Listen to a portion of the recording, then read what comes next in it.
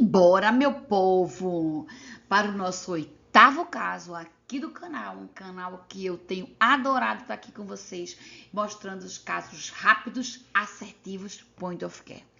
No casinho de hoje, eu vou mostrar, esse é o primeiro caso, né, o primeiro exemplo dessa patologia, mas que é muito comum os pacientes virem dizendo que tem aparecido um nódulo na face plantar do pé, né? Nesse caso aqui do paciente, após ele usar um coturno, que ele era do exército, e vários exercícios de repetição, apareceu esse nódulo aqui na face plantar, certo?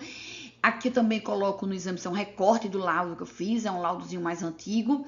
E aí eu boto também a técnica, né, que foram utilizados transdutores com até 24 de MHz de frequência, né? Eu sempre coloco isso, a frequência máxima que eu uso no transdutor para aquela patologia.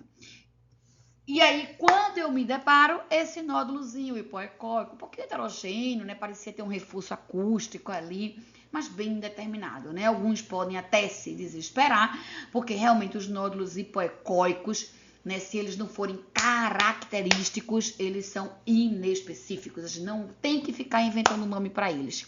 A gente tem que agir como anatomista e tentar identificar a camada, a estrutura, de onde ele vem, de onde ele se origina, para a gente estreitar esse diagnóstico diferencial. Entretanto, lembre-se sempre que o nódulo hipoecóico, sobretudo profundo, ele é bem inespecíficozinho. Não era esse caso. Como anatomista, a gente corta no longitudinal e a gente vai ver a relação desse nódulo com essa estrutura fibrilar ecogênica, né? Pode ser um nervo, pode ser um tendão, pode ser uma face, mas lógico, eu tô na face plantar, não tem nervo desse calibre aí tão superficial, né? Não tem tendão também tão superficial nessa região, isso aí é sem dúvida a fáscia plantar, né? Esse nódulo não tinha vascularização alguma, né? E pode acontecer desse tipo de doença não ter nenhuma vascularização, né? No exame dinâmico, maravilhoso, não resta dúvida nenhuma, a gente consegue ver aqui a face entrando, se misturando nesse plano, esse limite indeterminado do que é a face normal e o que é o nódulo, né? Embaixo dele a gente consegue ver esse tendão flexor do hálux se inserindo aqui no sesamoide, passando junto, né? Entre os sesamoides, na verdade, e esse nódulozinho aí originário da fáscia plantar. E aí a gente fica praticamente sem diagnóstico diferencial. Só vamos lembrar que a fáscia plantar é toda essa estrutura que ela se abre aqui em leque, né? Então a gente tem que tirar isso da cabeça que fáscia plantar é só fasciite plantar aqui no calcâneo, né? No terço médio, não. Ela vai e ela se expande, abrindo em leque, né? Até a base dos dedos. O nosso nódulozinho estava exatamente nessa localização. Não resta dúvida nenhuma, tendão flexor, sesamoide, o nódulo no local, e isso era sim uma fascite nodular, era um nódulo único, então eu não chamo de fibromatose, de lederose, que a gente vai ver quando é nódulo único, eu gosto de chamar de uma fascite nodular. Descrevo como nódulo sólido, hipoecóico, bem delimitado, hipovascularizado, na fáscia plantar, né, medindo tanto e que deve se considerar fascite nodular, e um laudozinho, lógico, vai sempre com esse desenhozinho, né, um laudo iconográfico que eu sou apaixonada e super recomendo para a gente ter como um diferencial de empoderamento na ultrassonografia.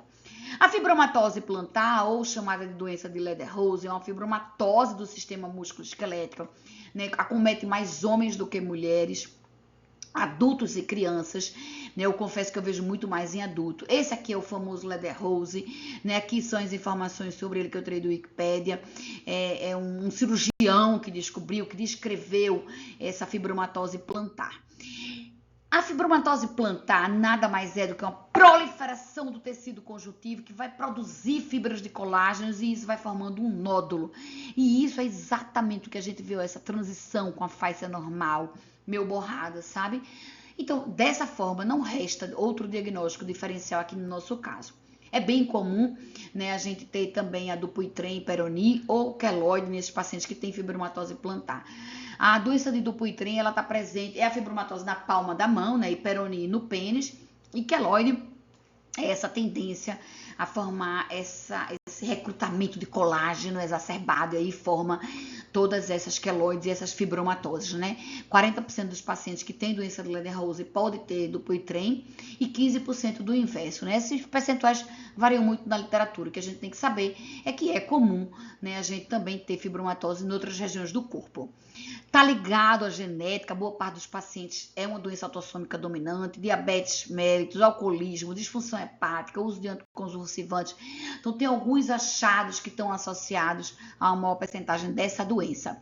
Aqui num transitor no corte transversal, o que é comum de a gente ver são esses nódulos pequenos, né? Um achado de exame, é muito comum como achado de exame, veio fazer para o fascite plantar e a gente varre a fáscia toda e se depara com esses nódulos pequenos, aí geralmente no terço médio da fáscia plantar, ou até a massagista fazendo massagem ali no pé do paciente, sente aquele nódulozinho indolor, né? E ele vem fazer assustado e a gente dá esse grande alívio ao paciente, né, que nesse caso aqui, múltiplos nódulos, uma doença de Ledderhose ou fibromatose plantar, a gente consegue garantir só se a gente tiver certeza que esses nódulos são intrafáscia.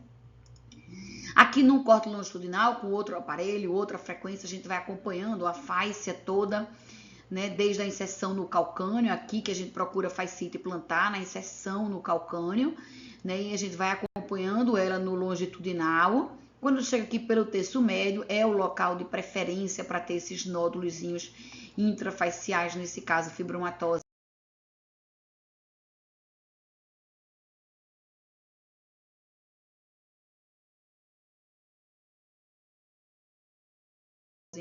Mais uma vez, né? A vascularização não é a maioria, é um percentual menos que 20%, não tenho certeza desse percentual, mas é um percentual menor que tem essa vascularização, então não há motivo para a gente se preocupar, não é sinal de alerta ter vascularização dentro desses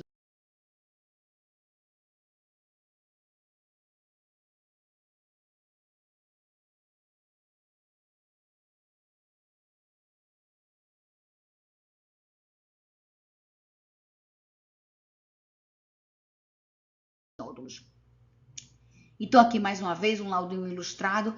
A gente tem nódulos nesse paciente aqui, eram 2 nódulos grandes, heterogêneos, vascularizados, mas que com muita certeza são fibromatose nodular, porque estavam dentro da fáscia. Esse outro paciente chega com esse nódulo palpável, esse paciente vindo do dermatologista, né, com uma avaliação de um nódulo palpável, ele procurou o dermatologista, né, e a gente se depara que é mais um caso dessa fibromatose nodular, dessa fascite nodular enorme, hipervascularizada. Esse aqui era extremamente doloroso, né, por ser grande, por ser hipervascularizado, causava dor e também, curiosamente, marginava que passava por aqui por baixo esse nervo plantar. A gente precisa desenhar isso, precisa alertar, porque como esse nódulo era um tumor doloroso, sintomático, incomodava a paciente, vai fazer terapias, infiltração ou até retirada cirúrgica, e a gente tem que dar essa relação com esse nervo plantar, essa relação tão íntima e próxima aí com o nervo plantar, né? Importantíssimo! Então veio do dermatologista, né? É uma doença ortopédica e ainda tem relação com o nervo plantar. Fica atento, a gente precisa aprender essas 3 subespecialidades, andam juntas, inseparáveis. Conte comigo para isso. Se gostou desse videozinho, curte, compartilha para divulgar esse YouTube, esse canal de informação e ativa o sininho, porque segunda-feira tem mais a gente junto aqui.